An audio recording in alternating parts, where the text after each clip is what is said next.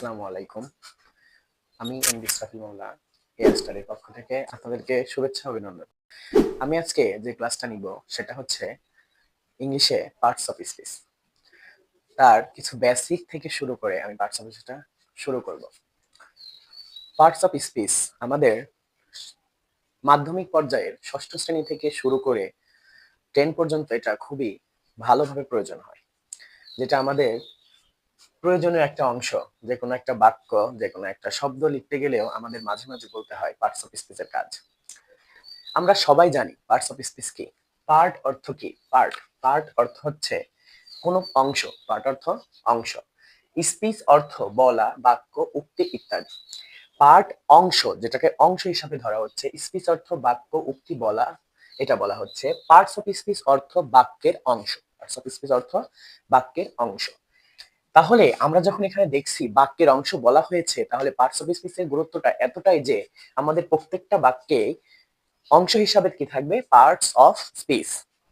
Parts of speech যখন বুঝলাম শব্দের অর্থ হচ্ছে বাক্যের অংশ, তেমন আমাদের সংজ্ঞাও তো জানতে হবে। আমরা যদি শুধু পার্টস অফ স্পিচের অর্থ জানি তাহলে তো হবে না, আমাদের প্রত্যেকটা ডেফিনেশন জানতে হবে এবং খুব ভালোভাবে জানতে হবে। পার্টস অফ স্পিচের সংজ্ঞা হচ্ছে সেন্টেন্সে ব্যবহৃত ওয়ার্ডগুলোকে ভিন্ন ভিন্ন রূপ দেয়াকে পার্টস অফ স্পিচ বলা হয়।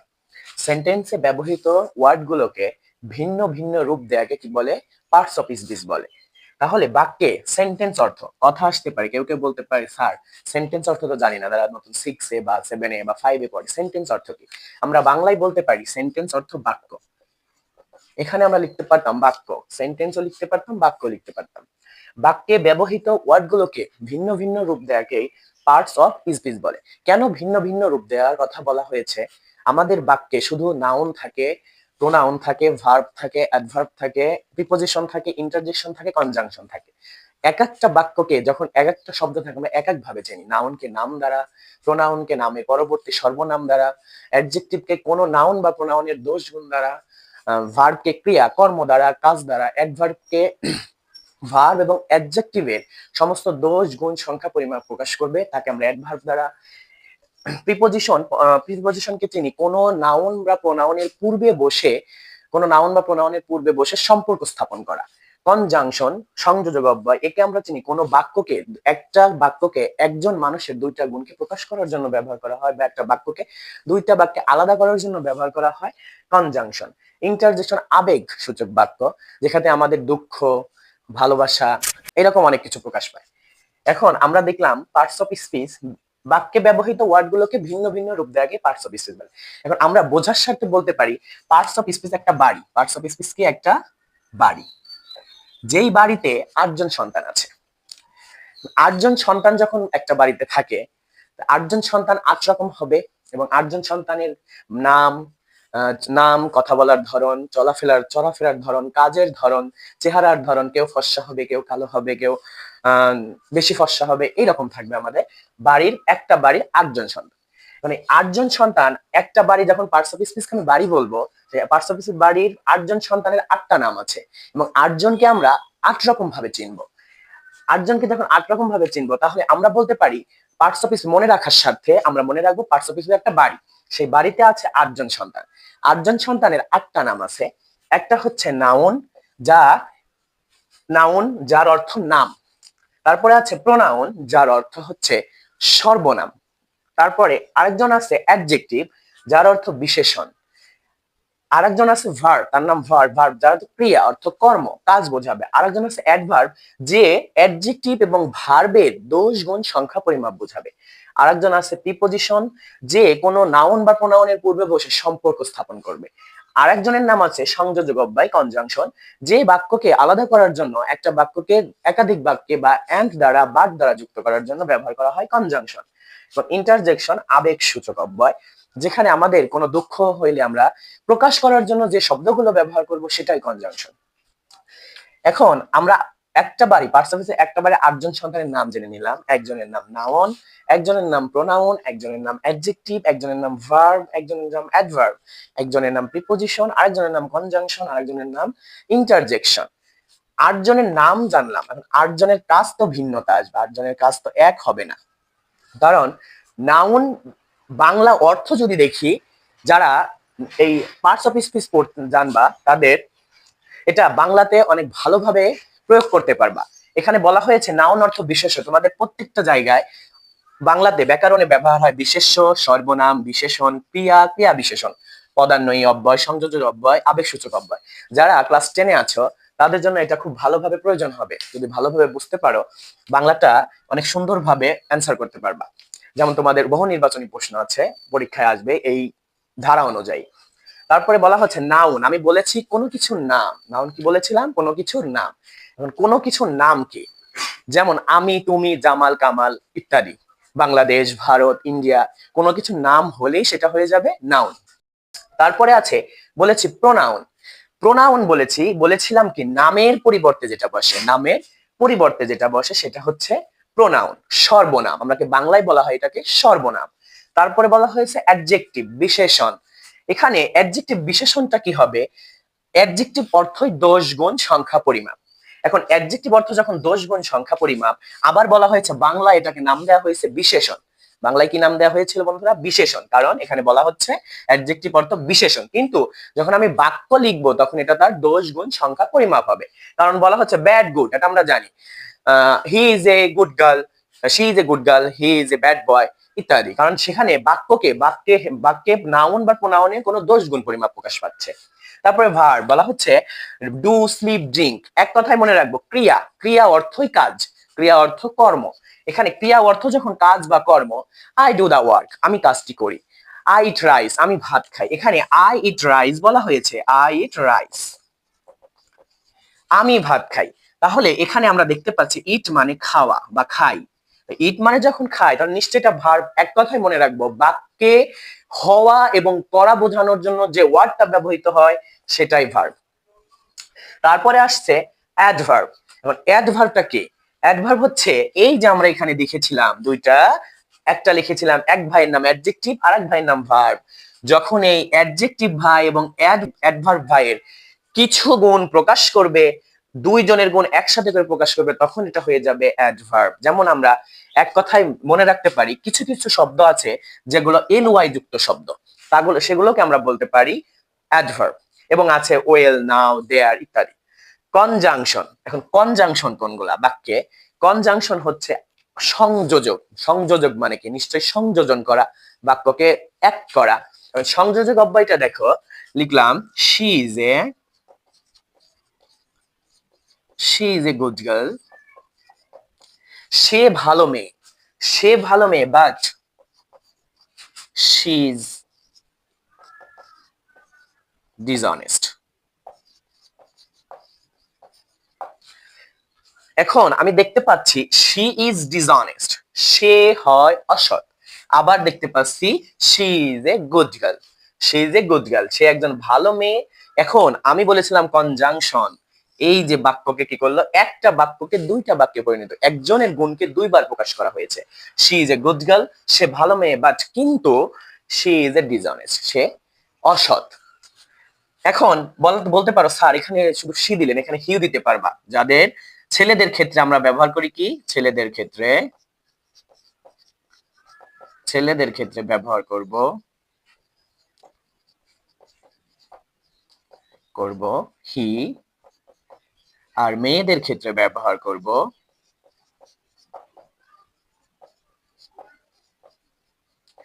করব সি। সবাই এটা মনে রাখবা আশা করি। কারণ দেখা যায় করতে গেলে যখন একটা বাক্য আসে, যখন কোনো বাক্যে পরিবর্তন দেওয়া হয়, নাউন বা প্রোনাউন কিন্তু আছে লেখো, তখন দেখা যায় যে সি কে তোমরা খেয়াল করো না যে কাকে বলা হচ্ছে, ছেলেকে বা মেয়েকে নাকি। এটা ভালোভাবে খেয়াল করতে হবে, করার মানে কোনো পরিবর্তন। যেমন ক্লাস 6-এ আছে identify of parts of speech. এখন এটা আইডেন্টিফাই যখন করতে হয় তখন নিশ্চয়ই noun, pronoun, adjective, verb, adverb, preposition খুব ভালোভাবে আমাদেরকে জানতে হবে।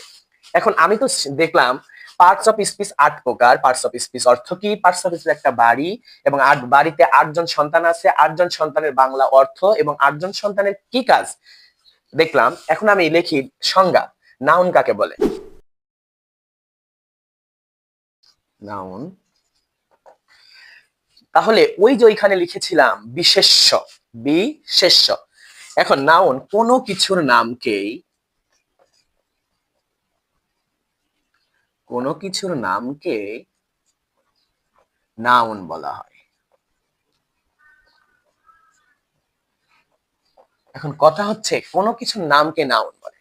এখন নাউন যদি বলতে যাই, নিশ্চয়ই তো আমাদের কোনো ব্যক্তি আসবে, বস্তু আসবে, দেশ আসবে, অনেক কিছু আসবে। শুধু কোনো কিছুর নামকে নাউন বললেই তো হয়ে যাচ্ছে না, আমাকে দেখতে হচ্ছে ওটা ব্যক্তি আছে, ওটা বস্তু আছে, না দেশ আছে, নাকি কোনো আহ সাধারণ নাম বোঝাচ্ছে, কোনো সমষ্টিকে বোঝানো হচ্ছে। নাউন শুধু আমরা জানি কোনো কিছুর নামকে নাউন বলে। নাউনের প্রকারভেদ আছে। নাউনের প্রকারভেদ যদি বলি, প্রথম অবস্থায় নাউন কোনো কিছুর নামকে নাউন বলা হয়, এবং নাউন প্রধানত দুই প্রকার: অ্যাবস্ট্রাক্ট নাউন আর কনক্রিট নাউন। অ্যাবস্ট্রাক্ট নাউন আর কনক্রিট নাউন। অ্যাবস্ট্রাক্ট নাউন এবং কনক্রিট নাউনকে আবার ভাগ করা হয়। চলো আমরা দেখে নিই। কোনো কিছুর নামকে নাউন বলা হয়, নাউন দুই প্রকার: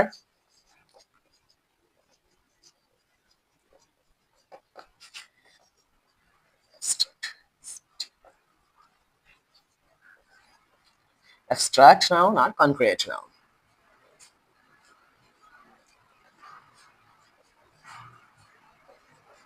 কনক্রিট নাউন।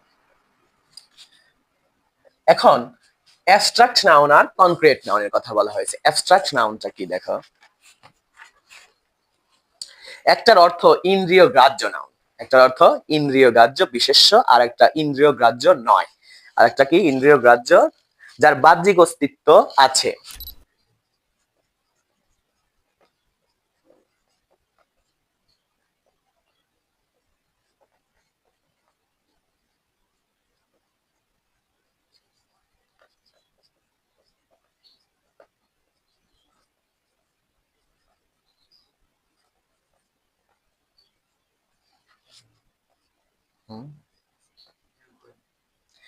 যাদের বাহ্যিক অস্তিত্ব, অ্যাবস্ট্রাক্ট নাউন অর্থ যাদের বাহ্যিক অস্তিত্ব নেই, শুধু অনুভূতি প্রকাশ করবে।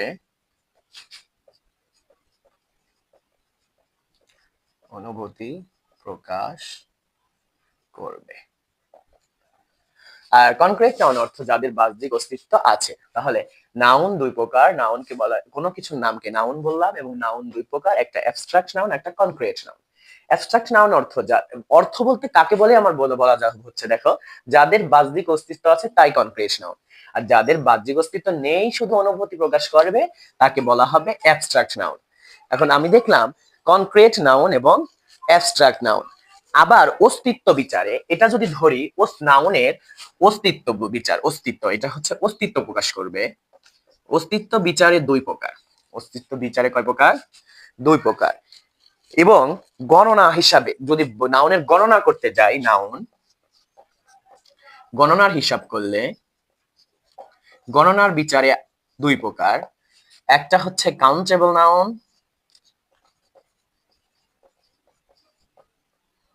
কাউন্টেবল নাউন, আর একটা আনকাউন্টেবল নাউন।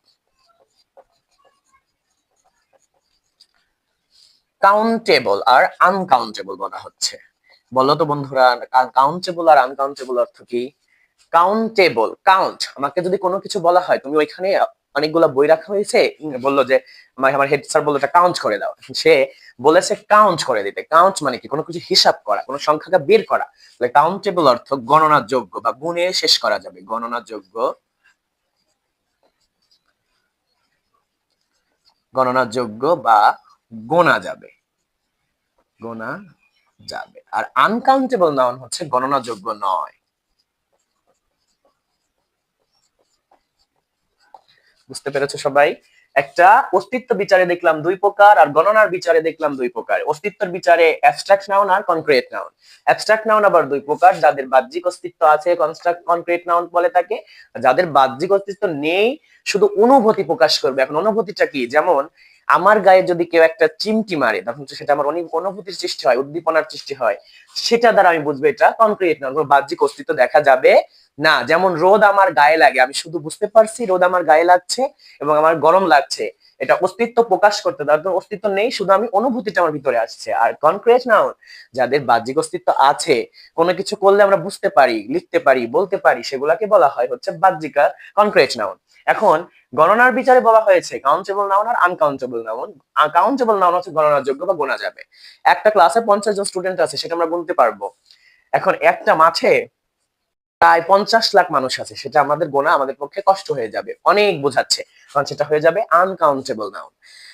এবং এই যে অস্তিত্বর বিচার আর গণনার বিচার গেল, এখন অস্তিত্বর বিচার এবং গণনার বিচারে পাইলাম কয় প্রকার? 4 প্রকার। আরো 4 প্রকার আছে। এখন বলতে পারেন স্যার নাউন এত বড়? হ্যাঁ, নাউন অনেক বড়। কনক্রিট নাউন আবার দেখো কয় প্রকার? 4 প্রকার। তাহলে একটা নাউনের পার্টস অফ স্পিচের 8 ভাইকে পাইলাম, 8 ভাইকে চিনলাম। এখন আমি দেখছি আমার নাউনেরও আবার 8 ভাই চলে আসতেছে। এখন 8 ভাইয়ের ভিতরে 1-2 জনকে বলা হয়েছে অস্তিত্বর বিচারে দেখতে পারবো, আর 2 জনকে আবার গণনার বিচারে দেখতে পারবো। এখন আমরা দেখবো অস্তিত্বের বিচার বুঝেছো তোমরা, একটা কনক্রিট নাউন আর একটা অ্যাবস্ট্রাক্ট নাউন। যেটা যাদের বাহ্যিক অস্তিত্ব আছে তাকে কনক্রিট নাউন বলবে, আর যাদের বাহ্যিক অস্তিত্ব নেই তাদেরকে বলবে, শুধু অনুভূতি প্রকাশ করবে, তাদেরকে বলবে অ্যাবস্ট্রাক্ট নাউন। আর নাউন গণনার বিচারে 2 প্রকার, কাউন্টেবল নাউন, আনকাউন্টেবল নাউন। গণনাযোগ্য বা গোনা যাবে তাকে বলা হবে কাউন্টেবল নাউন, আর আনকাউন্টেবল নাউন গণনাযোগ্য নয়, গণনা করা যাবে না। আমরা দেখলাম নাউন কোনো কিছুর নামকে নাউন বলা হয়, এক কথায় সহজ ভাষায় বুঝে গিয়েছিলাম কোনো কিছুর নামকে নাউন বলা হচ্ছে। কিন্তু যেমন পার্টস অফ স্পিচ একটা বাড়ি ছিল, বাড়িতে 8 ভাই ছিল, তেমন আমি আবার দেখতে পাচ্ছি নাউনেরও আবার 8 জন আছে, নাউনের 8 ভাই আছে। 8 ভাইয়ের আবার অস্তিত্বর বিচারে আছে, গণনার বিচারে আছে, এবং কনক্রিট নাউন আছে। কনক্রিট নাউন কয় প্রকার কে বলতে পারবে? কনক্রিট নাউন 4 প্রকার। কনক্রিট নাউন 4 প্রকার।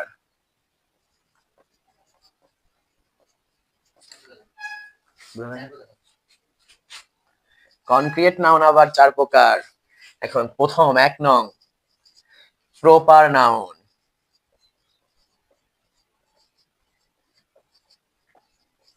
Common noun,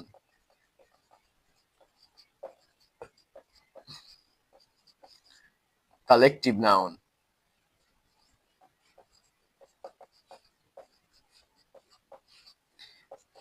material noun.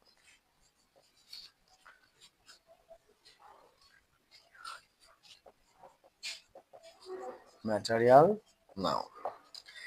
তাহলে আমরা দেখলাম নাউন কাকে বলে দেখেছি, অস্তিত্বের বিচারে 2 প্রকার দেখেছি, এবং গণনার বিচারে 2 প্রকার তাও দেখে নিয়েছি। এখন আমরা দেখে নিচ্ছি কনক্রিট নাউন। কনক্রিট নাউন আবার 4 প্রকার, একটা প্রপার নাউন, একটা কমন নাউন, একটা কালেকটিভ নাউন, একটা materials noun. Proper noun, proper, common, materials. Proper noun, common noun, collective noun, materials noun আমরা আগামী ক্লাসে এটা নিয়ে বিস্তারিত কথা বলবো। আজকের ক্লাসটা কেমন লেগেছে তোমরা কমেন্টের মাধ্যমে জানাতে পারো, এবং এর উপর ভিত্তি করে কোনো কিছু যদি তোমাদের জানার থাকে আমাকে কমেন্টে জানাতে পারো, আমি পরবর্তী ক্লাসটা সেই হিসাবে নিতে পারবো। ধন্যবাদ সবাইকে, আল্লাহ হাফেজ।